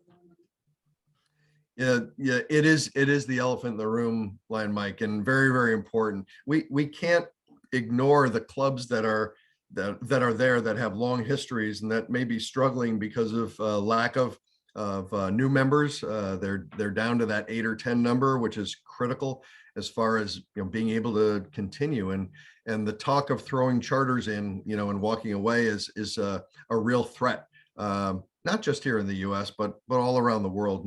No one wants to lose clubs. I mean, a lot of effort, a lot of time and Lions effort was put into forming those clubs, going back generations in sometimes. But we can't ignore them. We need to encourage them to continue, and we need to continue to find ways to show them that they can thrive. It is hard, and we have guiding lion programs and we have mentoring programs that we need to get people assigned to help these clubs out. And we know that communities have suffered over the years. As you mentioned, sometimes communities don't exist anymore. The pandemic created really stark realization of what can happen to a community that's devastated by office closures, businesses moving out, things just shutting down. And so we need to be very creative about that. And we need to be very sympathetic at the same time about how important all of our Lions members are, and continue to find new ways for people to serve. We've talked about new ways of bringing new Lions in, young people or people of diverse ways of doing things, diverse thinking. And we need to have them kind of take the lead on some of these things as well. There are many ways that clubs that may not have the energy to continue to take on new initiatives are tasked with a new mission of communication. Maybe they're the newsletter writers, maybe they're the phone callers, maybe they're the communication squad for your district. Maybe we have them do that kind of thing. We have to look at service as a very broad, in very, very broad terms.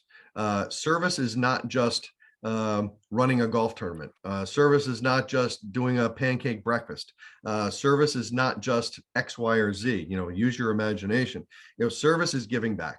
One of the new club ideas I have, and I know Lion Craig knows this, but I play in a local band, and we had a gig last night, and I had a chance to talk to my fellow players and some others that came to hear us about starting a local band Lions Club. And what they will do is their service is their music.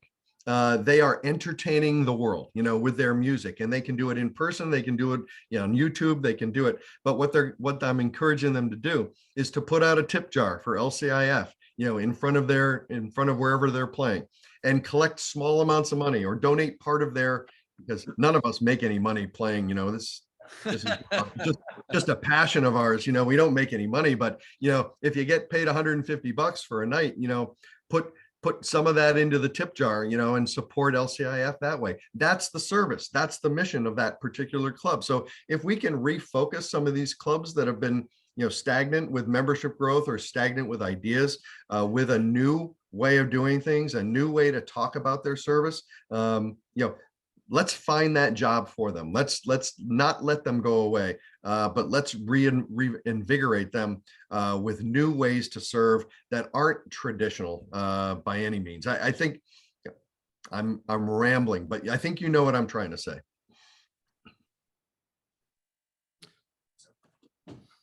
Lion Dave. Hi. Oh, I just love that idea of a band. In our district, 4C6, we have a specialty club called Kaisahan. And Kaisahan is a dance club that is an award-winning dance club teaching Filipino dance. It's at all these community events. There are probably 50 people that are in that club that go from place to place. And it really gives Lions a great name throughout the community. So your idea is, yeah, do it. As long as it's a blues band, it has to be a blues band. Okay. Second thing, there was a question asked about what to do with clubs that are struggling in an area. I think that was kind of the summary question. Yep. And up here, we've tried to pair clubs together on a joint service event. And so you take a stronger club that's already doing something, and you pair the other clubs with them, and that gets the service motion going again for those other clubs, if they can do it, right? Because sometimes age is a barrier, but there's always someone who needs to be at registration. Doesn't matter what age they are, right? There's always someone who can do something. So that has been an effective thing. We just paired up a club that had a really big fundraiser at, it's called Santa Clara Art and Wine Festival, probably 20,000 people that came through it. Only nonprofits like Lions can have the food booths. They were dwindling away, the club that was running that. And they said, we don't think we can do it anymore. It's a $10,000 fundraiser in 2 days for them. So we just paired up a bunch of clubs, and they're sending 5 members from this club, 5 from that club. And hopefully that will, reinvigorate them a bit. But it turns out, what I've been finding is you need a spark plug. There has to be a spark plug somewhere that will reinvigorate a club. And if they don't have it, somehow, like you said, a guiding lion or someone from another club is willing to take it on. That I think really could make a difference. I think that's great, Lion Dave. I appreciate the comments and everything too. It goes back to mentoring too. I mean, our clubs, we talk about individuals as mentors, but our clubs can act as mentors for other clubs. They don't have to tell them what to do. They just want to work with them side by side. That's why we're here, to help each other out. And it doesn't, part of our giving back is to our own membership. We have to continue to promote their success. So really a positive way of looking at things, Lion Dave. I truly appreciate that. Very, very good. Thanks. Hi, Mark. I just wanted to expand on that a little bit and then touch on something I'm pretty passionate about. The joining hands in service is something we worked on very hard last year and continue on this year. Bringing those clubs like Seal Beach, like La Habra, like the larger clubs in our district to come together and work with the smaller clubs to help them really provide service that they couldn't do on their own. And that's huge to me. The other thing though is when we talk about clubs and new clubs, there are so many opportunities for specialty clubs that it blows my mind to start thinking about it. We have a lot of older women that knit and crochet. How about a knitting club? And all they got to do is knit beaties for childhood cancer. How about a car club? These guys meet every weekend anyways. How about a car club that raises money to help the community, the kids in the community learn how to work on cars? I mean, there's so many different ways we can touch this that we just haven't thought about yet. Basically, any group of people that get together could be a Lions Club. We just have to give them the opportunity and give them the tools to make it happen. So this is an area we really, really need to focus on because there's so much opportunity for us to grow in that. I thank you for that because that's really good stuff. Yep. Thank you. And you're right. The opportunities are there. The groups are already there that we partner with, garden clubs, so many different groups right in our own hometowns that we partner with already. They would make great clubs on their own. The one thing that we haven't mentioned, which again should be an obvious point, is to join our association, there are dues involved. And so our prospective members need to understand that that's a small amount, a small buy-in to be participating in an organization that will allow them to do what they do and do what they love. But by the way, have great resources for leadership development and service-minded activities and to meet a global audience, to be part of a global family at the same time. So really, we've got to pitch it the right way. We've got to sell it the right way so that dues don't become a stumbling block for us. I think that's really important to remember too. If you're partnering with an organization that already has a dues structure, they may push back and say, well, we already pay dues for this. Well, we have to be creative about that. And we can't look at as an opportunity missed. We have to go after those kind of connections. Yeah. Music wise, Mark, we have one of the Leo clubs in our district. It's called the Treble Makers, and they're a orchestra, and they go to convalescent homes and play music for people that are shut in. Yeah. And we actually had them play for International President Brian when he came for Rose Parade float. He was in this exact room, and this whole front of this was filled with the orchestra, and I was so proud of them, and that's great. They're great kids. In fact, one of the leaders, she's now the president of our Leo for our district. So, Lion Linda, you want to share something about women in leadership? Mark, can I audition for your band club? Absolutely. You can start a West Coast version. Right? Well, a funny thing is I actually did think of that same idea. And I was thinking how fun it would be to connect Lions, throughout the state. And then when we have COGS and we have conventions and we do all the fun things that we do in activities and service projects, and we could already have our band together to go and do that. So I had a similar idea, but how great is this, everyone? Is this awesome today? Like, thank you so much, Mark. And I'm amazed at the technology and the capability that we have, where this is one of the great blessings of the generation that we live in now, to be able to do something like this and be with somebody that's all the way across the country and teach us. So thank you very much for doing it. And I would like to invite everyone to come back on September 9th, because we are going to do this again. We are going to have our Lion Jody Burmeister. I will practice that one. And she is going to share with us, and we're going to use the same format that we have today, which is a hybrid format, and then also the online virtual opportunity. And she's going to share with us specifically about women in leadership. So I really want to encourage everyone. It's not just for women. The focus is going to be women in leadership, but we do want to invite everyone to participate. And that's going to be on September 9th from 9 a.m. to 11 a.m. So exact same time, same bat channel, different focus. And our goal really is all about making sure that we are developing leadership in our district, and we're sharing that with the California and others as well.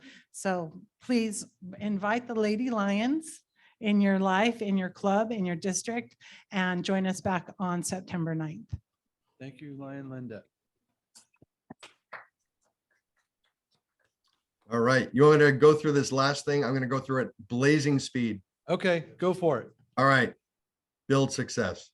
That's all I need to say. You've got the tools, you've got, everything you need to make sure that your plan is going to work. We're going to go through this.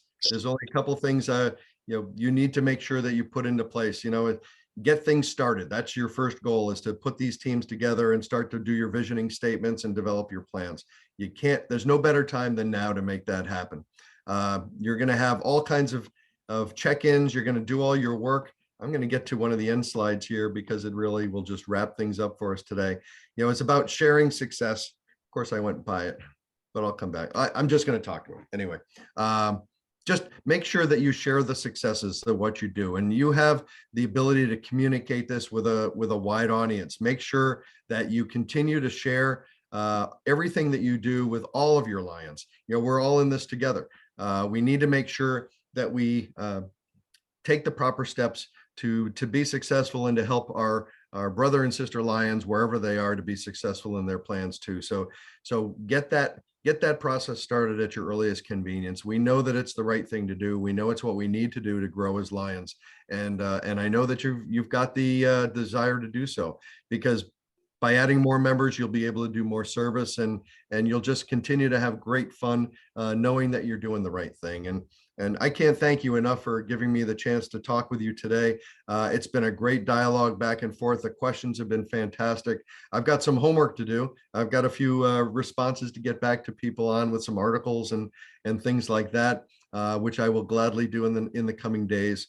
I want to wish you continued success with your multiple district leadership training programs. Keep bringing the thought leaders in. Jody Burmeister will have a great presentation for you on women in Lions. She's energetic. She's just a lot of fun. You're going to have a great time with her, and really just do the things that you do best. Be great Lions. Continue to promote the work that you do. Don't ever shy away from sharing with each other. And you've got an amazing leadership team out there that is really forward thinking. Take it forward, move it all forward. We've got a great history that we can rely on, but we've got to keep moving it forward with new ideas. So I wish you all the great success in the year. If there's ever anything I can do for you, please let me know. Lyon Craig knows where to find me. District Governor Drew, I think you all know where to find me. And we look forward to getting out to California at some point during the year. And I know we're going to see a bunch of you in Reno too for Yes, the forum. Look forward to seeing you there. Thank you so much. Thank you, Mark.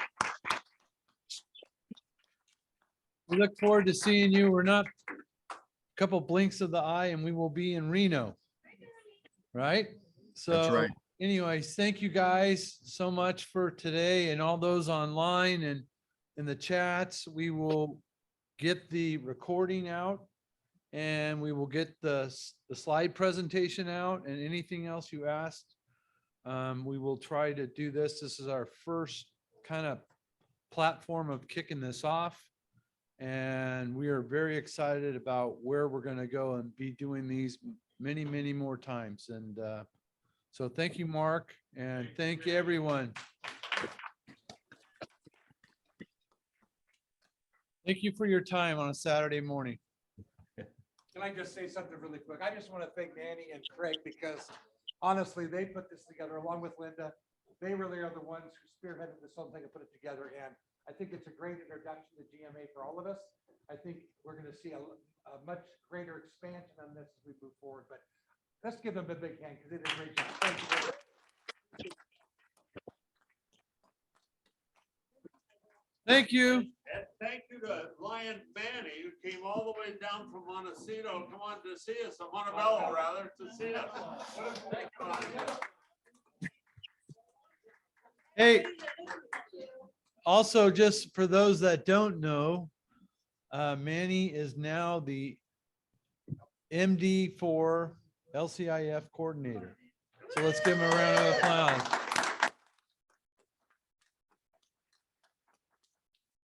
All right. Have a great weekend. Thanks, Mark, for your time. Yeah, that's fine.